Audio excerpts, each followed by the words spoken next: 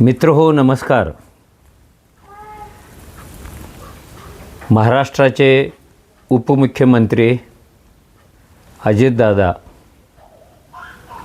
यांचा अपघाती मृत्यू म्हणजे महाराष्ट्राच्या राजकारणात अलीकडच्या इतिहासातली सगळ्यात मोठी शोकांतिका आहे, सगळ्यात मोठी दुर्दैवी घटना आहे. कोणी कल्पनाच करू शकणार नाही की अशा पद्धतीनं विमान अपघातामध्ये दादांचा मृत्यू होईल.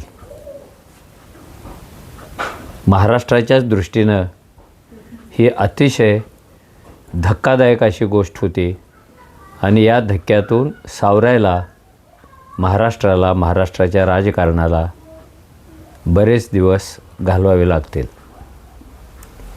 आता हा अपघात का झाला, कसा झाला, तो नैसर्गिक होता, काय त्याच्यामागं यांत्रिक चुका होत्या वगैरे गोष्टी तपासामध्ये यथाअवकाश पुढे येतील.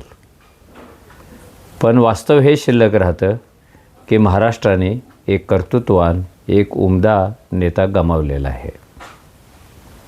ही जी घटना आहे ही आता महाराष्ट्र कशी सहन करणार आणि पवारांची फॅमिली कशी सहन करणार, हा सुद्धा एक प्रश्न आहे. तो पण दुःखदच प्रश्न आहे. गेली अनेक वर्षे, सर्वसाधारण 4-4.5 दशकं अजितदादाने ऐन तारुण्यामध्ये महाराष्ट्राच्या राजकारणावर स्वतःच्या कर्तृत्वाचा एक ठसा उमटवला होता, हे कुणीही नाकारणार नाही. त्यांच्या राजकारणाची, समाजकारणाची आणि स्वभावाची म्हणून काही वैशिष्ट्ये होती, ते पण सर्वांना माहिती आहे. अतिशय करारी नेता, कर्तव्यनिष्ठ नेता, दिलेल्या शब्दाला जागणारा नेता, जे बोलेल तो खरं करून दाखवणारा नेता आणि विशेष म्हणजे ज्यांचं सामाजिकीकरण झालेलं होतं असा हा नेता. तळागाळात रुजलेला, तळागाळातल्या लोकांशी त्यांनी नातेसंबंध तयार केलेले होते आणि महाराष्ट्राच्या राजकारणामध्ये खेडापाड्यामध्ये रुजलेला हा नेता होता. असा नेता अपवादानेच तयार होत असतो. म्हणून दादांचं निधन ही त्यांच्या कुटुंबाची जशी हानी आहे तशी महाराष्ट्रातल्या राजकारणाची सुद्धा खूप मोठ्या प्रमाणात हानी आहे. कारण असा नेता तयार होण्याला, जसं मी म्हणालो, वेळ लागतो, तोपर्यंत समाजाला वाटी पाहावी लागते. एका अर्थानं पाहायचं झालं तर दादांचं जीवन, विशेषतः राजकीय जीवन, हे अनेक वादळांनी भरलेलं होतं. काही वादळं त्यांच्या शब्दातून तयार झालेली होती, काही राजकीय पेच प्रसंगातून तयार झालेली होती, काही वादळं विरोधी पक्षाने, तेव्हा विरोधात असलेल्या भाजपने तयार केलेली होती. पण ह्या सगळ्या वादळांना हा नेता पुरून उरला. हे असं कसं काय झालं, असा प्रश्न नेहमीच सामान्य माणसांना पडेल. त्याचं कारण दादांच्या कामगिरीमध्ये आणि माणसाचा वेध घेण्याच्या त्यांच्या स्वभावामध्ये आपल्याला शोधावं लागेल. की महाराष्ट्राच्या राजकारणात असा एकही नेता सापडणार नाही जो रोज पहाटे 5 वाजता उठतो आणि विकास कामाची पाहणी करतो, चर्चा करतो, अधिकाऱ्यांना घेऊन सोबत जातो, आपण दिलेले शब्द पूर्ण झाले की नाही याची काळजी घेतो, असा हा एक कर्तबगार नेता होता. लोकांना हे आश्चर्यकारक वाटेल की कोणत्याही गावात गेले तरी 5 वाजता उठून त्या गावाची पाहणी करणं, तिथल्या कामाची पाहणी करणं हे ठरलेलेच होतं. आणि हे सर्वसामान्य नेत्याला जमत नाही. त्याच्यासाठी एक हाडाचा समाज कार्यकर्तासुद्धा तुमच्यामध्ये असावा लागतो. आता हे सगळं जे राजकारण आहे हे जसं माशाच्या पिल्लाला पोहायला शिकवावं लागत नाही, तसंच अजितदादांच्या बाबतीमध्ये होतं. कारण त्यांच्या घरामध्ये राजकारणाची एक मोठी परंपरा आहे. ती त्यांच्या चुलत्यापासून, त्यांच्या वडिलापासून, त्यांच्या काकापासून, त्यांच्या आजीपासून, त्यांच्या आजोबापासून सुरू होते. आणि ह्या परंपरेलासुद्धा एक चांगलं वैशिष्ट्य होतं, कारण ही परंपरा सत्यशोधक चळवळीतून पुढे येते. ती शेतकरी कामगार पक्षात जाते, नंतर काँग्रेसमध्ये जाते, नंतर सगळ्या पुरोगामी प्रवाहांना सामावून घेते. अशा एका परंपरेतून अजितदादा पुढे आले होते आणि त्याच परंपरेत ते जन्माला आले होते. त्यामुळं महाराष्ट्राचा कणा कशात आहे हे त्यांनी सातत्याने ओळखण्याचा प्रयत्न केलेला होता, की जसं मी म्हणालो, माशाच्या पिलाला पोहायला शिकवण्याची गरज नसते, ते आपोआप पोहतं.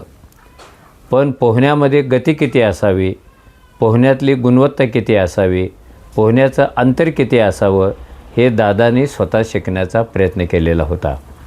अतिशय प्रतिकूल परिस्थितीमध्ये सुद्धा त्यांनी न डगमगता आपला आपला समाज, आपला आपला कार्यकर्ता टिकून ठेवला होता. त्यामुळं गावोगाव तयार झालेले हे कार्यकर्ते अजितदादांचं एक मोठं बलस्थान होतं. ज्या वेळेला ते शरद पवारांच्या NCPमधून बाहेर पडले, त्यावेळेला त्यांच्याबरोबर खूप मोठा वर्ग सामान्य कार्यकर्त्यापासून वरच्या नेत्यांच्यापर्यंत गेलेला होता. कारण त्यांना एक राजकीय खात्री वाटत होती की आपण दादांच्याबरोबर गेल्यानंतर आपलं सगळं व्यवस्थित सेटल होईल. पण कुणालाही वाटलं नव्हतं की इतक्या मोठ्या प्रमाणामध्ये वर्ग त्यांच्याबरोबर जाईल. पण तो गेला, तो शेवटपर्यंत टिकूनही राहिला. आणि हा वर्ग डेडिकेटेड होता. ह्या नंतरच्या 2-3 निवडणुकांमध्ये दिसून आलं, अगदी परवाच्या महापालिकेच्या निवडणुकीमध्ये पण दिसून आलं. हे सगळं सरळ चाललेलं नव्हतं. हे सगळं सरळ चाललेलं नव्हतं. त्यांच्यावर भ्रष्टाचाराचे आरोप खुद्द पंतप्रधान मोदी यांनीच येऊन महाराष्ट्रातल्या जाहीर सभातून अनेकदा केले. देवेंद्र फडणवीसांनीसुद्धा केले. कुणीतरी म्हणायचं त्यांच्या विरुद्ध आमच्याकडे ट्रॉली भरून, बैलगाडी भरून पुरावे आहेत. मोदी तरी म्हणाले 74,000 कोटी रुपयांचा घोटाळा आहे. ऐन निवडणुकीतल्या ह्या सगळ्या गोष्टी होत्या. पण तरी दादांच्या मागे समाज उभा राहिला. दादांना कोणत्या ना कोणत्या अपरिहार्य कारणामुळं भाजपच्या सरकारमध्ये जावं लागलं उपमुख्यमंत्री म्हणून. आणि दादांचं वैशिष्ट्य असं की महाराष्ट्रात जास्तीत जास्त वेळा उपमुख्यमंत्री झालेले दादा हे पहिले व्यक्ती होते. त्यांनी अनेक वेळा अर्थसंकल्पन सादर केला. लोकांना वाटायचं अल्पशिक्षित असलेला नेता अर्थकारणाचा अभ्यास कसा करेल, पण त्यांनी महाराष्ट्राच्या अर्थकारणाचा अतिशय सखोल अभ्यास केलेला होता. कुठे कुणाचं काय दुखतंय, कुठे विकास अडून बसलेला आहे, ह्या सगळ्या गोष्टी त्यांना तोंडपाठ असायच्या. त्यांचा स्वभाव हा एक चर्चेचा विषय आहे, पण तो स्वभावही महाराष्ट्राने स्वीकारलेला होता. विशेषतः त्यांच्या कार्यकर्त्यांनी, जनतेने स्वीकारलेला होता. त्यांच्या बोलण्यात फटकळपणा यायचा. एखादं वाक्य काहीतरी चुकून जायचं निष्ठून आणि त्याच्यावर मग राजकारणामध्ये चर्चा होत जायची. अनेकदा दादा त्याच्यातून अडचणीत यायचे आणि त्याच्यातून बाहेर पण पडायचे. सगळ्यात त्यांच्या राजकारणातला जिकिरीचा प्रसंग जो होता तो पहाटेचा शपथविधी. तो शपथविधी का झाला, नंतर त्यांनी राजीनामा काय दिला, नंतर पुन्हा BJP बरोबर काय गेले, हे सगळे राजकीय विश्लेषणाचे विषय आहेत. त्याची चर्चा करण्याची आत्ता वेळ आणि गरज नाही आहे.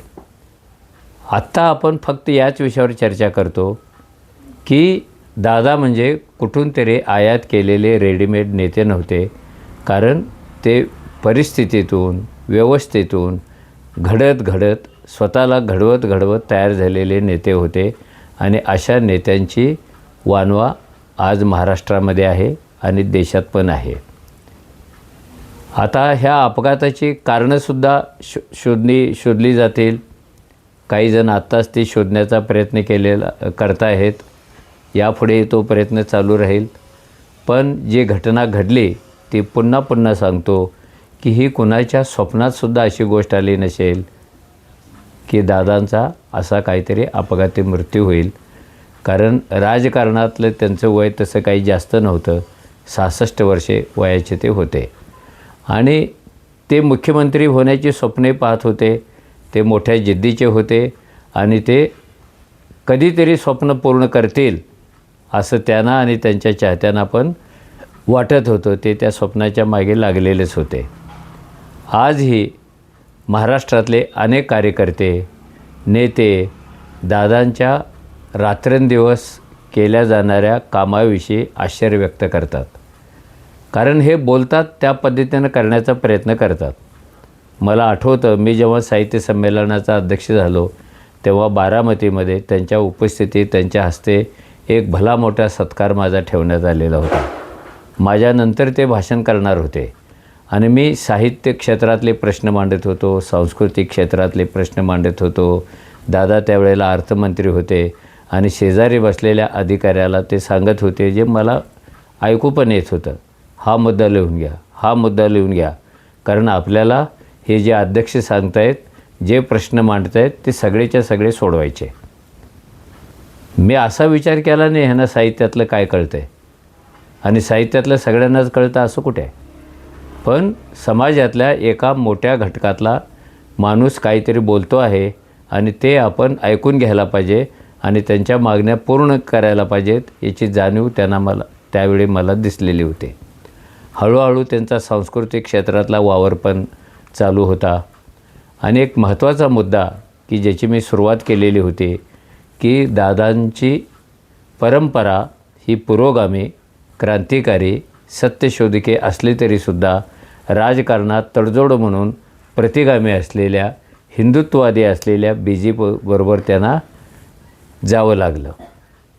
आणि मला एक आश्चर्य वाटतं की BJPमध्ये गेल्यानंतर तुम्हाला जबरदस्तीनं हिंदुत्ववादी ते बनवतातच. कुठल्या तरी मशीनमध्ये टाकतात, कुठलं तरी गुंगीचं औषध देतात, अजून काहीतरी करतात आणि तुमच्या ओठावरून रात्रंदिवस हिंदुत्व हे वधवून घेतात. दादांनी उपमुख्यमंत्रीपदाची शपथ घेतल्यानंतर पत्रकारांशी बोलताना पहिलं वाक्य त्यांनी सांगितलं की फुले शाहू आंबेडकरांचा पुरोगामी महाराष्ट्र अधिक विकसित करण्यासाठी मी ही सगळी तडजोड केलेली आहे. आणि आपल्या सर्वांना माहिती आहे की BJPचे नेते छत्रपती शिवाजी महाराजांचं नाव घेतात, संभाजी महाराजांचं नाव घेतात, सावरकरांचं नाव घेतात, पण फुले आणि शाहूंचं ते नाव कधी घेत नाहीत. आणि जेव्हा जेव्हा संधी मिळेल, जेव्हा जेव्हा मोठ्या आवाजात बोलायची संधी मिळेल, तेव्हा दादा आणि त्यांचे कार्यकर्ते खुलेआम ही फुले शाहू आंबेडकरी परंपरा अधोरेखित करत होते. अर्थात ती परंपरा चालवण्यासाठी राजकीय सामाजिक वातावरण आहे की नाही हा नंतरचा प्रश्न आहे. पण ते त्या व्यवस्थेत, हिंदुत्ववाद्यांच्या व्यवस्थेबरोबर राहूनसुद्धा फुले शाहू आंबेडकर ही क्रांतिकारी परंपरा ते विसरले नव्हते. इथे त्यांचा एक तगडा स्वभाव आपल्याला दिसतो आणि आपण जे घेऊन इथेपर्यंत आलो ते सोडायचं नाही हा त्यांचा निर्धार पण दिसतो. दादांच्या प्रशासकीय कौशल्याबद्दल, राजकीय कौशल्याबद्दल, अर्थकारणातल्या त्यांच्या जाणतेपणाबद्दल वगैरे वगैरे खूप बोलता येईल. पण मला आता एकच प्रश्न आठवतो की दादा बारामतीला गेले की त्यांचं ठरलेलं असायचं की पहाटे 5 वाजता उठायचं आणि कामं कुठे सुरू आहेत, ती कशी झालेली आहेत, ती कुठेपर्यंत पोचलेली आहेत, लोकांना भेटून त्यांची मतं ऐकून घ्यायची, त्यांच्या विकासाच्या कल्पना ऐकून घ्यायच्या. म्हणजे त्यांचा दिवस हा पहाटे 5 वाजता सुरू व्हायचा आणि त्यांना खिचून रस्त्यावर आणायचा. एक भावनात्मक प्रश्न असा होतो की उद्या पण बारामतीची पहाट होणार आहे, पण त्या पहाटेचा हात हातात घेऊन फिरणारे दादा आपल्यात असणार नाहीत. उद्याची पहाट, बारामतीमधली पहाट ही कुणासाठी उगवेल हे सांगता येऊ नये अशी ही घटना आहे. धन्यवाद.